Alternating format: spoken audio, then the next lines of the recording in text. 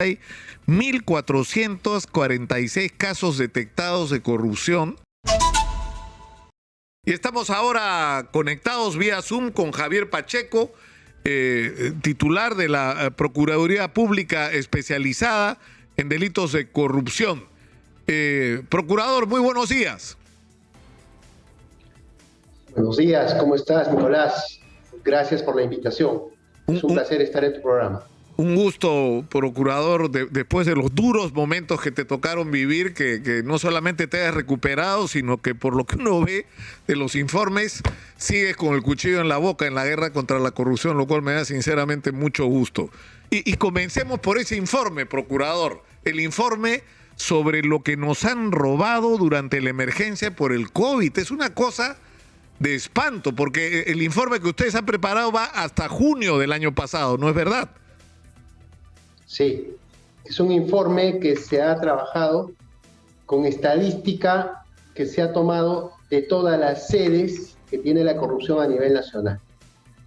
Y este informe, el cual hemos denominado el informe de corrupción durante el estado de emergencia por COVID, lo que hace es detallar las conductas ilícitas que se han presentado a nivel nacional, describiendo de una forma objetiva cuáles han sido las incidencias, ¿no?, en donde ha habido acciones de corrupción que se tienen que tomar en cuenta por los, a posterior, ¿no?, por los funcionarios para corregir. Donde vemos que ha existido mayor incidencia en la comisión de delitos, lamentablemente ha sido en algo que es tan sensible como es la ayuda social a personas que no tenían las condiciones para seguir adelante en el periodo que tuvimos en pandemia, cuando la gente estuvo en casa, ¿no? Y había estas limitaciones de tránsito, no podían trabajar.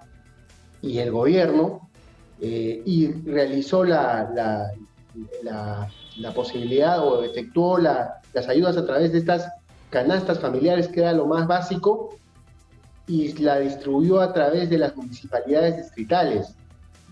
Lo más deleznable, lo más reprochable a los servidores y personas que se encargaban de beneficiar y hacer llegar estas ayudas significativas a las personas necesitadas, es que se apropiaron de estos bienes, ¿no?, y los utilizaron en beneficio propio. Por eso es que nosotros vemos ahí que es la mayor incidencia. Entonces, si vamos a hacer una reflexión aquí, es que nos falta mucha educación, mucha sensibilización y mucha empatía. Y parto diciendo aquí que la primera barrera contra la lucha contra la corrupción no está en elegir al mejor procurador, al mejor fiscal, ¿no? Nosotros ya venimos al final cuando ya pasó el hecho. Creo que aquí la primera barrera es designar al funcionario idóneo, capaz de repeler esta conducta ilícita. Si nosotros tendríamos un sistema de selección de servidores y funcionarios idóneos que tengan este valor ético de repeler cualquier acto de corrupción, imagínate cómo estaríamos. Claro, seríamos otro país, porque es que los números son, Javier, apabullantes. Hay 1.446 casos detectados de corrupción, solo en lo que se refiere, porque lo que han hecho ustedes es fraccionar las diversas modalidades a través de las cuales ha sido posible que ocurra la corrupción. Y hablan, por ejemplo, de la contratación directa. Se realizaron 7.503 procesos de contratación directa por un monto de 5.049 y más millones de soles. Y por todos lados, o sea, este sistema es perfecto para la corrupción porque no hay controles. O sea, puedes gastar directamente y no tienes control. Entonces ahí se han robado la plata, pero que es una barbaridad, ¿no? Y no solamente eso, o sea, se han apropiado de los recursos del Estado de una forma tan descarada y sobre todo tan abusiva, no teniendo en consideración el momento difícil que hemos pasado. Las personas, acá el valor que podríamos, digamos, mencionar que se ha violentado, independientemente de la afectación al correcto funcionamiento del Estado, es el valor vida, algo que es irrecuperable. Hay mucha gente que ha fallecido por falta de oxígeno, por falta de equipos. En mi caso, yo he tenido la suerte de que me dio el COVID al inicio de la segunda ola. Y digo suerte porque me dio el COVID trabajando. Yo me contagié yendo al Ministerio de Justicia a desempeñar mis funciones. Y en el Ministerio han muerto muchas personas. Y yo tuve la suerte de encontrar una cama UCI en el Hospital Rebagliati, donde me salvaron la vida. Pero digo, o sea, independientemente de la suerte que pude haber tenido, han habido otras personas que no han corrido con esta suerte. Entonces, cuando uno hace el análisis retrospectivo de por qué llegamos a este momento de que la gente muera por falta de oxígeno, muera por falta de recursos, lo que vemos aquí claramente, habiendo hecho un desembolso de 5.000 millones para enfrentar la pandemia, entonces, ¿qué pasó acá? No es que no haya el Estado tenido recursos, lo que no ha habido es una correcta y utilización y de bien esos controlada recursos. ejecución de los recursos, donde el funcionario encargado tenga una empatía y que lamentablemente aquí las personas también que son los proveedores no ha habido esa empatía de ver el precio, digamos el justiprecio, ¿no? Sobre todo para esta finalidad de salvar vidas. Lo que han visto aquí es beneficiarse económicamente, lo cual debemos reprochar y debemos rechazar y tenemos que, digamos, proscribir este tipo de Ahora, conductas, ¿no? lo que es impresionante, Como Javier, consecuencia, es que, si me permites, o sea, estoy viendo el informe, ¿no? O sea, han robado en los productos de la canasta básica familiar, han robado en los equipos de protección personal, han robado en la adquisición de equipos médicos, han robado en la adquisición de pruebas rápidas y pruebas moleculares, han robado en el desarrollo de infraestructuras o en la refacción en la construcción o refacción de infraestructura. O sea, no hay un rubro donde ustedes no hayan encontrado actos ilegales de corrupción. O sea, nos han robado en todo, cuando la gente se está muriendo. Esto merecería penas, pero así implacables, ¿no? Bárbaras. mucho más graves. Mucho más graves. Ahora, estoy leyendo en el informe, lo leí ayer en la noche en realidad, ustedes han encontrado, Javier, que hay unas constantes, ¿no es cierto?, en lo que ha ocurrido para que se produzca esta corrupción. O sea, por ejemplo, ha ocurrido sobrevaloraciones. O sea, que se ha vendido a precios muy por encima de lo que realmente valían las cosas. Y eso ha sido producto de una concertación entre el proveedor y el funcionario público que adquiría, ¿no? Así es. Y te voy comentando, ¿no? Nosotros aquí en la Procuraduría hemos adquirido un sistema que se llama el Aduana Net. Y te pongo un ejemplo, por decir abierto, ¿no? Por ejemplo, un tomógrafo, del lugar donde lo fabrican, el costo de exportación es de unos, no supera unos $6.000, ¿no? Y el puesto aquí con el flete no debería superar unos $10.000 más, pero los costos de adquisición han sido por millones de soles. O sea, vemos un incremento desmedido, ¿no? Sin embargo, aquí lo que no tenemos una fuente, un real control por parte del OCE, donde coloque como fuente este tipo de sistemas con el cual trabaja la Procuraduría, para establecer realmente el perjuicio y la sobrevaloración. De tal manera que en los siguientes días estaremos evaluando sacar este otro informe recomendando que los adquiera este tipo de sistemas. Claro, y rectificaciones, ¿no? Porque, por ejemplo, ustedes detectan, o sea, hay sobrevaloraciones por todos lados, pero hay, por ejemplo, un tema con la calificación de los proveedores.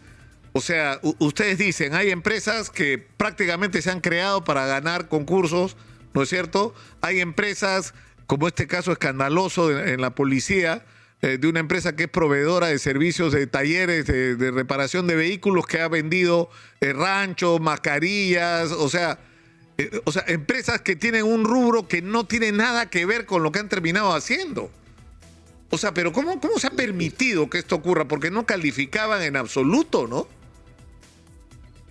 Te repito, ¿no? Esto parte por el descontrol, Exitosa. por la concertación que ha habido entre los funcionarios encargados de adquirir estos servicios o estos bienes.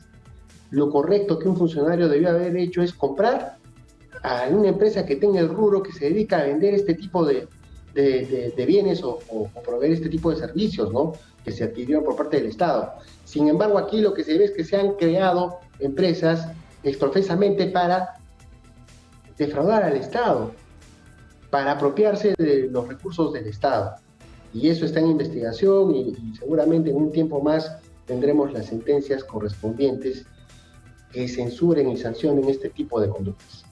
Ahora, es impresionante el número, ¿no? O sea, 1.446 casos de corrupción en medio de la pandemia, donde ha sido una ladronera. O sea, pero una de las conclusiones que ustedes sacan, por ejemplo, y que nosotros llamábamos la atención porque nos parecía absurdo, por ejemplo, la compra de mascarillas. Todo el mundo se puso a comprar mascarillas. O sea, la policía aérea estaba comprando mascarillas. O sea, era insensato. Lo lógico, como ustedes plantean en el informe, es que se organizaran compras centralizadas, que te permitía controlar la calidad del producto y bajar el precio, porque cuanto más grande era tu adquisición, mejor precio ibas a conseguir en el mercado internacional. Así es. Lo que aquí ha habido, lamentablemente, es una falta de planificación por parte de los funcionarios competentes en cada institución, en cada ministerio, que afronten estas compras. No existió una planificación.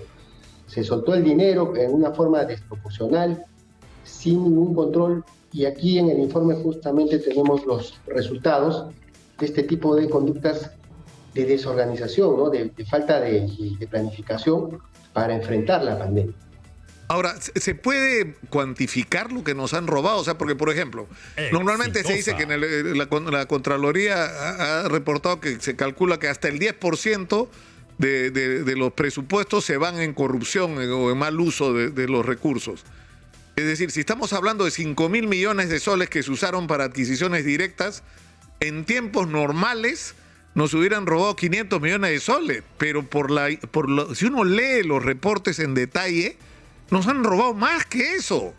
O sea, nos han vendido las cosas al doble, al triple del precio que realmente valían. O sea, ¿cuánto podrían habernos robado, Javier, de estos 5.000 millones de soles?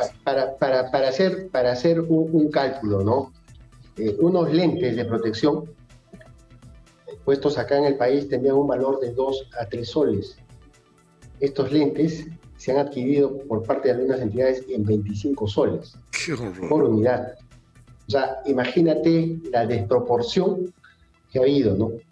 Y ahí, digamos, el perjuicio que se ha generado al Estado va a tomar un tiempo, porque aquí lo que hemos visto es que se han gastado 5.000 millones. Ahora, debo decir también que no todas las compras que se han realizado tienen denuncias. Han habido funcionarios correctos que han cumplido con su labor y en un momento de pánico, ¿no? Han seguido las reglas y han obtenido el justiprecio en algunas instituciones. También hemos encontrado eso, ¿no? Claro. Sin embargo, vemos aquí que de esos 5.000 millones tenemos que separar y hacer un análisis que nos va a tomar un tiempo.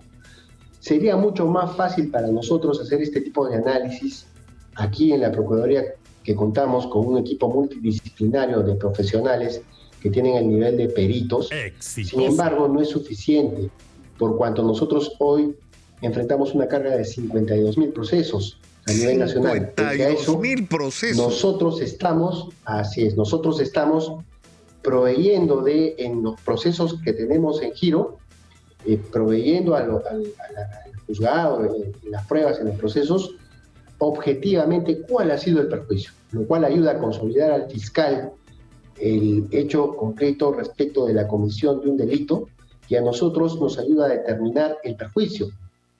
Pero cada caso tiene una casuística distinta. Cada caso concreto se presenta de distinta manera y nosotros tenemos que asumir esto caso a caso. Ahora, Entonces, llegar a determinar el monto total, ¿no? Y nos va a tomar un tiempo. Porque ahora, hoy tenemos los recursos muy limitados. No quiero decir con esto que el ministerio, de quien dependo administrativamente, no me haya dado los recursos suficientes. Sí, nos ha dado los recursos necesarios para hacer una labor medianamente sostenible, ¿no? Pero necesitamos mucho más, ¿no? Pero también soy consciente que en el Estado hay muchas necesidades. Así que esperemos que se nos incremente este presupuesto, dado que ahora, la próxima semana, tengo que sustentar esa ampliación y fortalecimiento de la Procuraduría Anticorrupción. Claro, porque además es bien importante. Claro, Javier, ustedes no solamente señalan los casos, sino señalan cuál es el sistema que permite que los casos se reproduzcan, porque tú puedes meter presos a todos los que robaron en la pandemia, pero el sistema sigue funcionando si es que no corriges. O sea, el no hacer compras centralizadas, el no elegir adecuadamente a los funcionarios, el permitir que se compre empresas que se constituyen para ganar licitaciones, el direccionamiento de las compras. O sea, ya cuando se convoca el concurso se sabe quién va a ganar, porque todo está armado para eso. O sea, ustedes están señalando las correcciones. Y eso nos lleva a los casos de actualidad. Por ejemplo, Dinámicos del Centro, ¿no? O sea, Vladimir Cerrón ha dicho en su defensa que esto ocurre hace tiempo, pero precisamente, pues, ¿no? Ese es el problema. Ahora, ¿qué está pasando con relación a los Dinámicos del Centro? Ustedes han pedido, creo, preliminarmente una reparación de 10 millones. Sí, en el caso que ya se encuentra formalizado y que lo está llevando la fiscal Vanessa Díaz, ya tenemos la condición de actor civil. Y en ese proceso nosotros hemos hecho una postulación estimatoria inicial como perjuicio de 10 millones de soles, ¿no? Esto todavía va a ser materia de probanza con los peritajes, pero entiéndase ahí que esta es una pretensión postulatoria, porque hasta ahora no se ha llegado a determinar realmente dentro de esta organización criminal cuánto se cobró por cada brevet que se emitía en uno de los extremos de la investigación, cuánto es el cupo que cobraba a los servidores que contrataban. También es otra materia ¿cómo se llama?, de extremo de la investigación. Entonces, tenemos un menudo trabajo ahí, y este trabajo tiene que ser objetivo. Pero permíteme acá aclararte algo que es importante respecto de la función de un procurador a diferencia de un fiscal.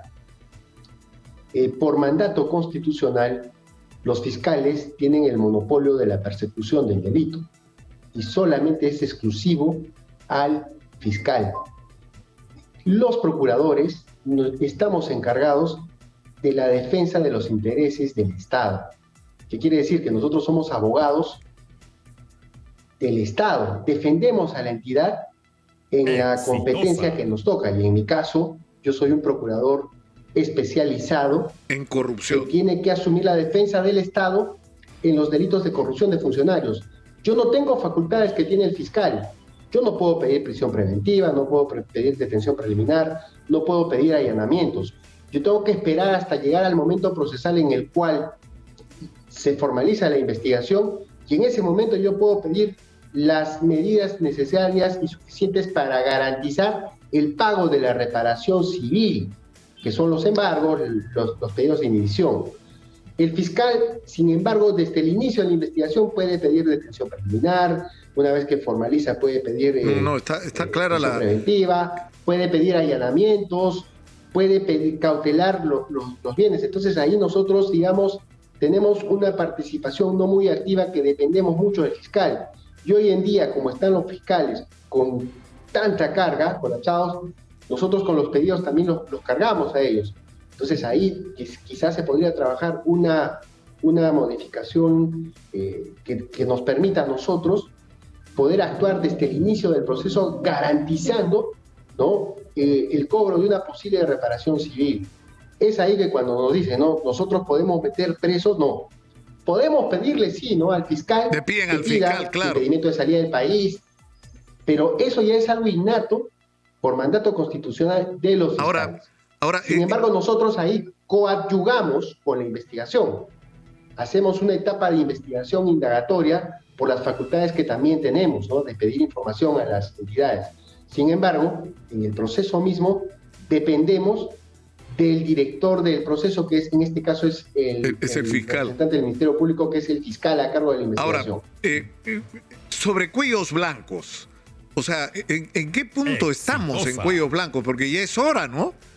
Y es hora, o sea, esto comenzó como una investigación sobre protección a narcotraficantes, ¿no es cierto? Tráfico con abogados de narcotraficantes, y terminó en una cosa monstruosa donde resulta que estaba metido el Consejo Nacional de la Magistratura, miembros de la Corte Suprema, miembros del Ministerio Público, políticos, empresarios, ¿no?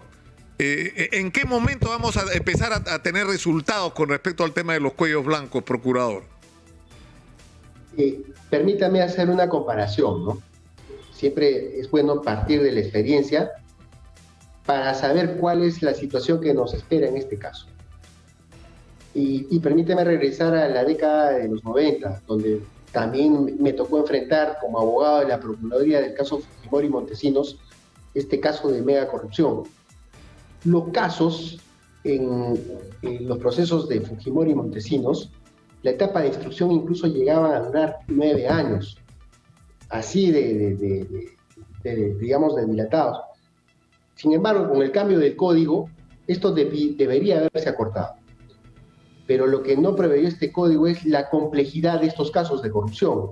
Hoy, en el caso de los cuellos blancos, estamos en un sistema de corrupción o en una organización criminal distinta a la del caso Fujimori y Montesinos, que ahí se establecía una organización criminal piramidal. Hoy día estamos enfrentando una organización criminal en redes de autoservicios, donde teníamos por un lado la red de corrupción en el ex Consejo Nacional de la Magistratura, la Corte Superior del Callao, ¿no? Y las demás entidades vinculadas, y habían personas que se autoservían, ¿no? Y cuando necesitaba de tu red, iba a tu red de corrupción y necesitaba los claro, de los servicios. Claro, pero además el avance de la investigación, y eso es lo que preocupa, lo que ha acreditado es incluso, por ejemplo, vínculos entre la organización de Keiko Fujimori y los cuellos blancos. O sea, que digamos, colaboraban unos con otros, ¿no? En temas que eran de interés común, había una interrelación. Pero es algo así como que estamos esperando que pasen cosas que no pasan, procurador. Sí. Ahora, ¿qué sucede, no? Ahorita, en los casos de los cuellos blancos, nosotros tenemos a cargo 188 casos. De estos 188 casos, tenemos en nivel aforados, en nivel de las fiscalías o cortes superiores, y a nivel preliminar, los que no son aforados, con la investigación a nivel de fiscalía. Todas estas investigaciones están a cargo del Ministerio Público con el fiscal supremo coordinador, que es el doctor Pablo Sánchez. Ahora, tenemos aquí en diligencias preliminares de los 188, 151 investigaciones. En investigación preparatoria, 31 casos. En etapa intermedia, solo tenemos 4. ¿Qué quiere decir? Que no se ha avanzado mucho. Pueden haber muchas justificaciones, y una de ellas, claro, esta es la pandemia, que ha paralizado el avance de las investigaciones, ¿no? O se han limitado.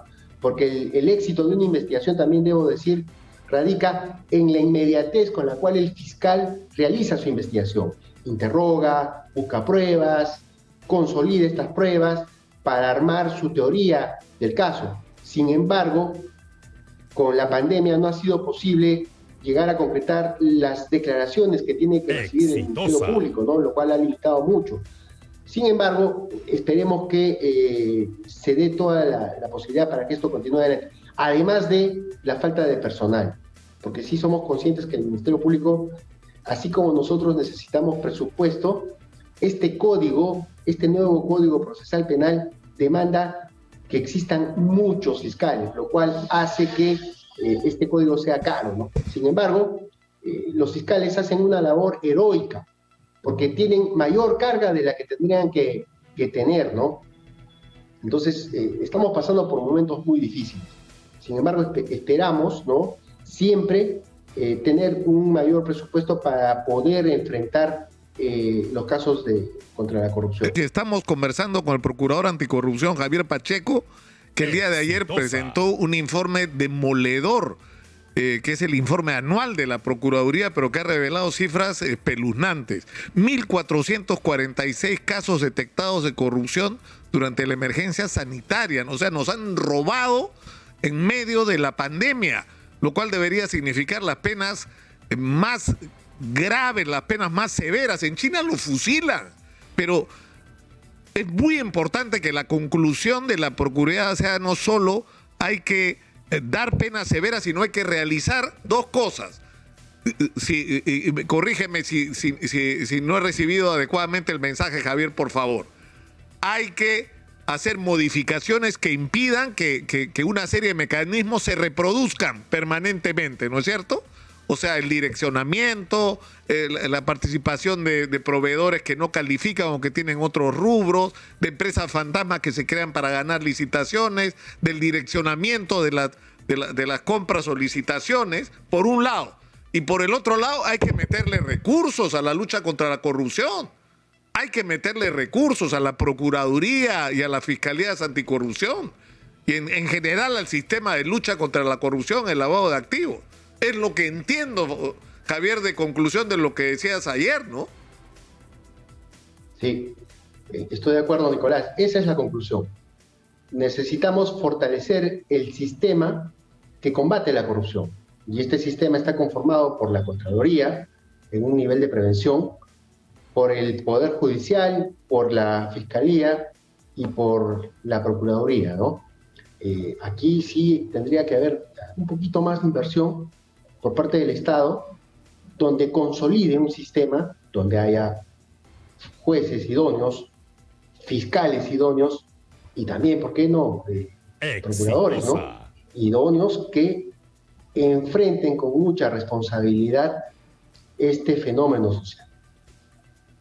Ahora, Javier, hay un tema importante que es el de la vinculación. Lo de los cuellos blancos tiene una importancia tan grande porque es donde finalmente es el cementerio pues, de la justicia, finalmente lo que tenemos al frente. Cuando se corrompe el sistema de justicia, ¿no es cierto?, no tienes esperanza. ¿Por qué? Porque, por ejemplo, hay una articulación entre los políticos que están metidos en casos de corrupción y los jueces con los que arreglan para que no haya justicia y no sean castigados. Entonces, o sea, por ejemplo, a mí me ha llamado la atención que uno empiece a escarbar Mildo Martínez, que es un tremendo personaje, importantísimo pesquero, un hombre clave aparentemente en Fuerza Popular. 44 llamadas con Inostroza y los cuellos blancos y no está investigado.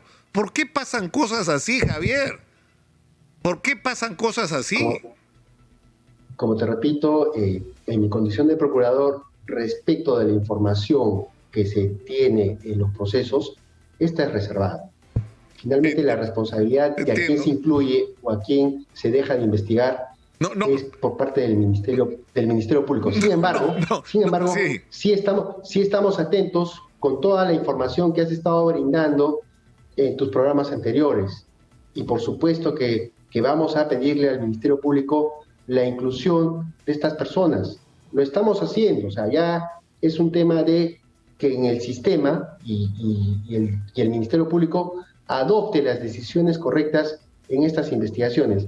Sin embargo, debo decirte que tengo mucha expectativa con los procesos especiales que ahí se están llevando a cabo, ¿no? Sin embargo, lamentablemente, esta información es reservada. Pero esa expectativa de lo que existe hoy día no está satisfecha. Y nosotros estamos ahí interponiendo los pedidos al Ministerio Público para que se incluya, para que se haga, digamos, esta investigación y sea más prolija. Y claro está ahí que se tenga en cuenta también la inclusión de estas personas a los procesos. Sin embargo, como te repito, nuestra competencia es limitada. Esto es competencia del Ministerio Público. Una pregunta final con la que quisiera terminar esta conversación.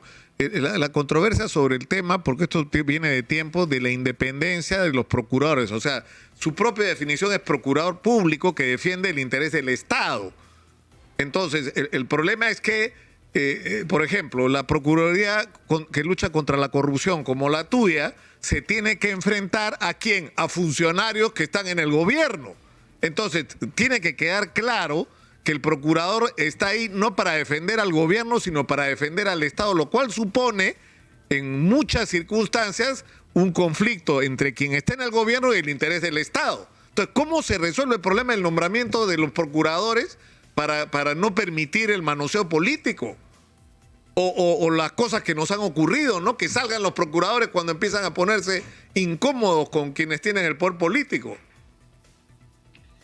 Sí, debe de existir una política de fortalecimiento de la defensa de los intereses del Estado, no solamente a nivel de corrupción, sino a todo nivel. Porque hay algunos funcionarios o algunos procuradores que no han tenido, digamos, en el pasado hablo, ¿no?, que pensaban que el hacer la defensa del presidente del gobierno regional o del gobernador regional o del alcalde era su labor. Y lo que no entendían es que lo que tenía que hacer el procurador es defender a la municipalidad o al gobierno regional. En el caso de mi procuraduría, nosotros tenemos una competencia transversal que atraviesa todas las entidades.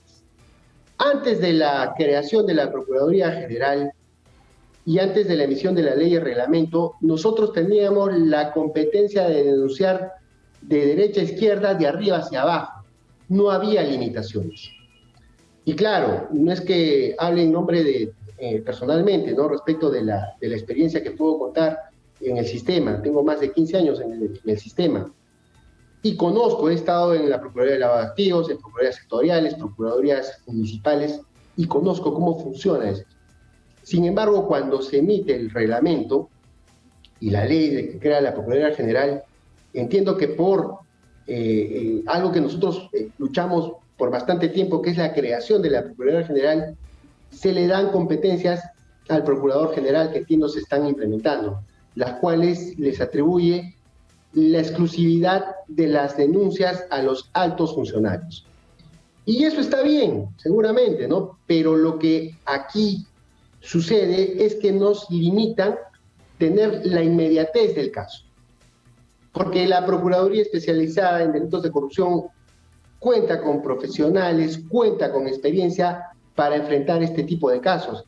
Y seguramente va a pasar mucho tiempo en donde ya el despacho de la Procuraduría General adquiere esa experiencia y la expertise para enfrentar este tipo de casos de corrupción, ¿no?, que los tiene que ver una Procuraduría especializada. En el caso de los cuellos blancos, tenemos en los 3 niveles.